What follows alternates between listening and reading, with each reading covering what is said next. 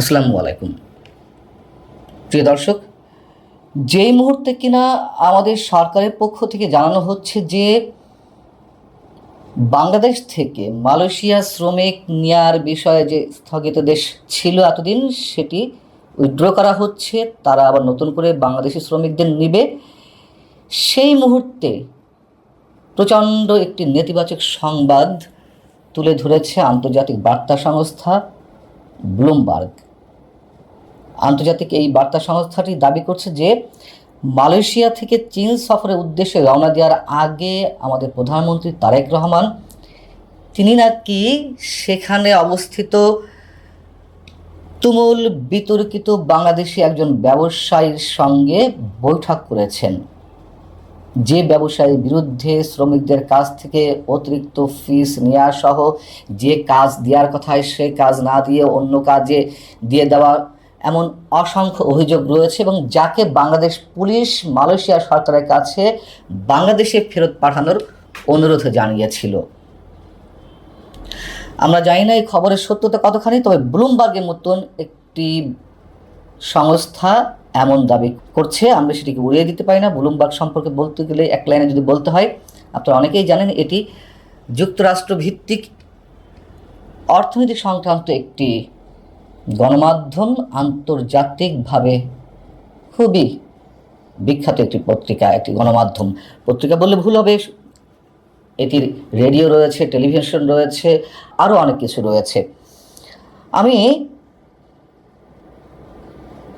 প্রথমে একটু বলি যে এই খবরের সত্যতা না থাকলে অবশ্যই সরকারের পক্ষ থেকে একটা বিবৃতি দেওয়া উচিত, এবং এটুকুও জানিয়ে রাখি, যেই বিতর্কিত ব্যবসায়ীর সঙ্গে আমাদের প্রধানমন্ত্রীর বৈঠক হয়েছে বলে দাবি করা হচ্ছে ব্লুমবার্গে, সেই বিতর্কিত ব্যবসায়ী আবার মালয়েশিয়ার সরকারের উপরে যথেষ্ট প্রভাব বিস্তার করে থাকে। আমি আর কোনো ধরনের বিশ্লেষণ না গিয়ে ব্লুমবার্গ কী লিখেছে সেইগুলো একটু হুবহু আপনাদের সামনে তুলে ধরতে চাই। ব্লুমবার্গের শিরোনাম হচ্ছে Bangladesh PM met labour tycoon Amin on Malaysia trip. এখানে বলা হচ্ছে যে সংশ্লিষ্ট সূত্রের খবর অনুযায়ী অভিবাসী শ্রমিক পাচারের অভিযোগে তদন্তের অংশ হিসেবে 2024 সালে দক্ষিণ এশিয়ার যে ব্যবসায়ীকে দেশে ফিরিয়ে নেয়ার চেষ্টা করেছিল বাংলাদেশ, সেই ব্যবসায়ী আমিনুল ইসলামের সঙ্গে মালয়েশিয়া সফরের সময় সাক্ষাৎ করেছেন বাংলাদেশের প্রধানমন্ত্রী তারেক রহমান।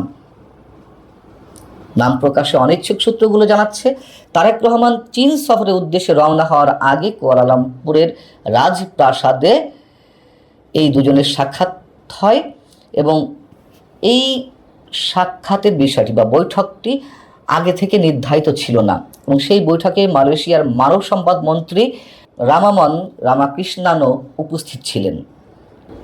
ব্লুমবার্গ দাবি করছে যে আমাদের প্রধানমন্ত্রীর একজন ঘনিষ্ঠজন বা মুখপাত্রের কাছে বিষয়টি জানতে চাওয়া হয়েছিল, তবে সেই মুখপাত্র রাজপ্রাসাদে বৈঠকের বিষয়টি নিশ্চিত করলেও আমিনুলের বিষয়ে কিছু উল্লেখ করেননি।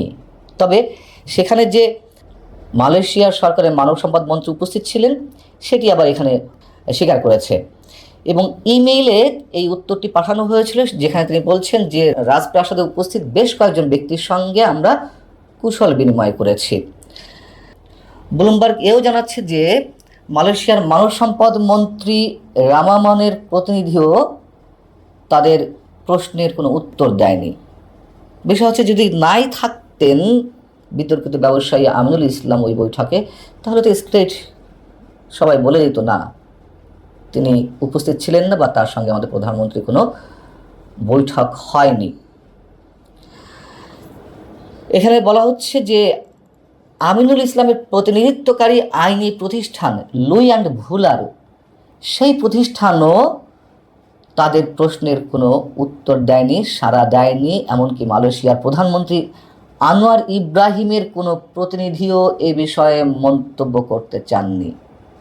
প্রতিবেদনে বলা হচ্ছে যে বাংলাদেশ থেকে অভিবাসী কর্মী নিয়োগের বিষয়টি দুই দেশেই যথেষ্ট বিতর্কের জন্ম দিয়েছে। তার কারণ শ্রমিকদের প্রায়শই নিয়োগ সংক্রান্ত বিশাল ঋণের বোঝা মাথায় নিতে হয়, অর্থাৎ কর্মীরা অধিকাংশই যান নিজেদের ভিটে মাটি বিক্রি করে, ধার দেনা করে। সে বিষয়টি এখানে উল্লেখ করা হয়েছে। বলা হচ্ছে যে অনেক সময় তাদেরকে এমন সব চাকরির প্রতিশ্রুতি দেওয়া হয় যা আর শেষ পর্যন্ত পাওয়া যায় না। ব্যবসায়ী আমিনুল ইসলামের বিরুদ্ধে অভিযোগ রয়েছে তিনি তার কোম্পানির গেটকিপার বা নিয়ন্ত্রকের ভূমিকাকে কাজে লাগিয়ে বাংলাদেশি শ্রমিকদের কাছ থেকে অন্যায্য ও অতিরিক্ত ফিস আদায় করেছেন, যদিও তিনি তা বরাবর অস্বীকার করে আসছেন। এবং মালয়েশিয়া প্রতিটি সরকারের উপরে তার এমন প্রভাব থাকে সে বিষয়ে এখানে বলা হচ্ছে যে গত এপ্রিলেও সে দেশের মানব সম্পদ মন্ত্রী রামানান মালয়েশিয়া সরকারের কাছে এমন একটি রিক্রুটমেন্ট সফটওয়্যার ব্যবহারের পক্ষে সুপারিশ করেছিলেন যে তা আমিনুলের কোম্পানি বেস্টিনেট এসডিএন এর নিয়ন্ত্রণ আরও বাড়িয়ে দিত সংশ্লিষ্ট মন্ত্রণালয়ের উপরে। রামানানের মুখপাত্রের দেওয়া তথ্য অনুযায়ী তারেক রহমান 2024 সালে বাংলাদেশে মালয়েশিয়া যে কর্মী নিয়োগের ক্ষেত্রে স্থগিতাদেশ দিয়েছিল সেটি পুনর্বিবেচনার আহ্বান জানান, এটি আমরা সবাই জানি। এবং তিনি সেখানে আহ্বানও জানিয়েছেন, আবেদন জানিয়েছেন যে যত দ্রুত সম্ভব বাংলাদেশি শ্রমিকদের জন্য মালয়েশিয়ার বাজার যাতে আবারও খুলে দেওয়া হয়, সেটিও এখানে উল্লেখ করা হয়েছে। এখানে বলা হচ্ছে যে আমিনুল হলেন ব্যবসায়ী আমিনুল ইসলাম হলেন বেস্টিনেটের প্রতিষ্ঠাতা। এই কোম্পানিটি এমন একটি সফটওয়্যার ব্যবস্থা পরিচালনা করে যা মালয়েশিয়া বিদেশি কর্মী নিয়োগে ব্যবস্থাপনায় ব্যবহার করে। এর আগে আন্তর্জাতিক এই বার্তা সংস্থা ব্লুমবার্গ গত জানুয়ারিতেও মালয়েশিয়ায় অভিবাসী কর্মী নিয়োগ প্রক্রিয়ায় যে ব্যাপক দুর্নীতি হয় সে বিষয়ে একটি প্রতিবেদন করেছিল। ওই প্রতিবেদনে নিয়োগ প্রক্রিয়ায় আমিনুল ইসলাম, যিনি মিস্টার আমিন নামে পরিচিত, এবং বেস্টিনেটের ভূমিকার কথা উল্লেখ করা হয়েছিল। 2024 সালে এখানে বলা হচ্ছে প্রতিবেদনে 2024 সালে বাংলাদেশ পুলিশ মালয়েশিয়ার কাছে বেস্টিনেটের সফটওয়্যার ব্যবহার বন্ধ করা এবং আমিনুলকে প্রত্যর্পণের অনুরোধ জানিয়েছিল। পুলিশের অভিযোগ ছিল শ্রমিকদের কাছ থেকে প্রতারণামূলক অর্থ আদায়কারী একটি প্রতিষ্ঠানে তিনি মূল ভূমিকা পালন করছেন। গ্রেপ্তার এবং প্রত্যর্পণের এই অনুরোধটি ছিল বাংলাদেশ থেকে মালয়েশিয়ায় কর্মী পাঠানোর প্রক্রিয়ায় জড়িত মধ্যস্বত্বভোগী এবং সে দেশের বাংলাদেশের আইন প্রণেতাদের বিরুদ্ধে পরিচালিত বৃহত্তর তদন্তেরই একটি অংশ। আমরা তো এও জানি যে আওয়ামী লীগ সরকারের সময় একাধিক মন্ত্রী এমপি এই ধরনের মানব পাচারের সাথে জড়িত ছিলেন, সেটিও বাংলাদেশের একাধিক গণমাধ্যমে উঠে এসেছে। তারপরও আওয়ামী লীগ সরকারের সময়ে তাদের বিষয়ে ব্যবস্থা নেওয়া হচ্ছিল এমন একটি ইঙ্গিত দেওয়া হয়েছে এখানে।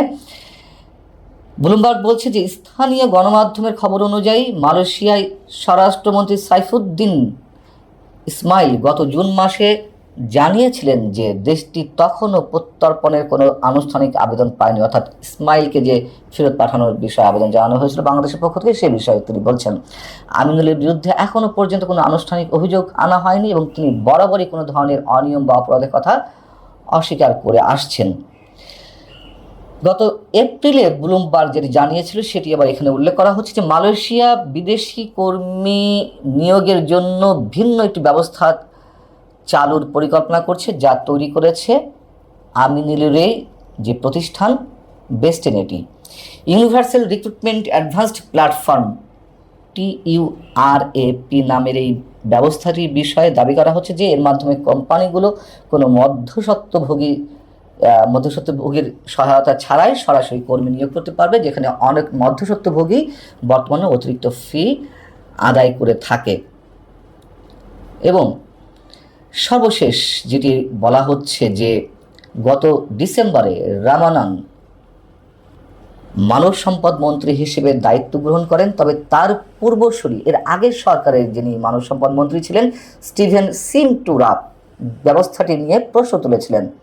তার আশঙ্কা ছিল এর ফলে আমিনুল ইসলাম ও বেস্টিনেটের হাতে অতিরিক্ত ক্ষমতা চলে যেতে পারে এবং মালয়েশিয়ার অন্যান্য সংসদ সদস্য এই টুরাপ ব্যবস্থাটি নিয়ে উদ্বেগ প্রকাশ করেছেন।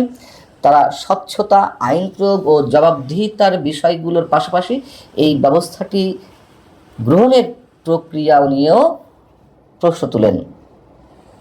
গত 29শে জুন এক যৌথ বিবৃতিতে আনোয়ার ইব্রাহিমের যে জোট সরকার, সেই জোট সরকারের 7 জন আইন প্রণেতা প্রশ্ন রাখেন, মালয়েশিয়ায় বিদেশি কর্মী নিয়োগ প্রক্রিয়ায় কেন্দ্রবিন্দুতে কেন আবারও সেই আমিনুলের বেস্টিনেটকে নিয়ে আসা হচ্ছে।